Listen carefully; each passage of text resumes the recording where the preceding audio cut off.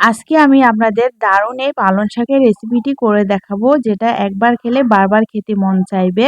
এখানে আমি পালং শাকের ডাঁটিগুলো ফেলে দিয়ে শুধু পাতাগুলোকে মিহি করে কুচি করে নেব। এখানে 2 ঘন্টা ভিজিয়ে রাখা মটর ডাল, আদা আর কাঁচামরিচ ব্লেন্ড করে নেব। ব্লেন্ড করা ডালটা একটা বাটিতে দিয়ে সাথে কুচি করা পালং শাকটা দিয়ে দেব। এখানে স্বাদ মতো লবণ আর হলুদ গুঁড়ো দিয়ে এগুলাকে আমি ছোট ছোট বল আকারে ডুবো তেলে ভেজে নেব।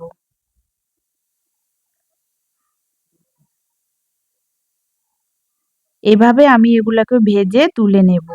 এখন আমি তেজপাতা আর পাঁচফোড়ন ফোড়ন দিয়ে আলুগুলা দিয়ে এর মধ্যে দেব দারচিনি। এখানে বাদাম, আদা আর টমেটো কুচি ব্লেন্ড করে নেব। আলুটা মোটামুটি ভাজা হয়ে গেলে এখানে ব্লেন্ড করা টমেটোটা দিয়ে মশলাটা একটু কষিয়ে নেব। এখন আমি এখানে দেব হলুদ গুঁড়ো, মরিচ গুঁড়ো, ধনিয়া জিরা গুঁড়ো, কাশ্মীরি লঙ্কা গুঁড়ো। স্বাদ মতো লবণ দিয়ে সামান্য একটু জল দিয়ে এইভাবে মশলাটা খুব ভালোভাবে কষিয়ে নেব। একটু বেশি করে কাঁচামরিচ দেব, দিয়ে মশলাটা কষানো হয়ে গেলে পরিমাণ মতো জল দেব। জলটা একটু বেশি করেই দিতে হবে, যেহেতু আমি এই বড়াগুলা দেব, এগুলো প্রচুর জল টানবে। এখন মশলাটা ভালোভাবে কষানো হয়ে গেলে জলটা ফুটে আসলে বড়াগুলো দেব, ধনিয়া পাতা দিয়ে এটাকে ভালোভাবে নেড়েচেড়ে নেব।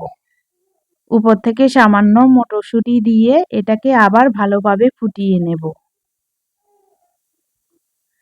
ফুটতে ফুটতে এগুলো দেখবেন অনেকটাই গ্রেভিটা শুকিয়ে আসছে, তখন আমি এটাকে নামিয়ে নেব।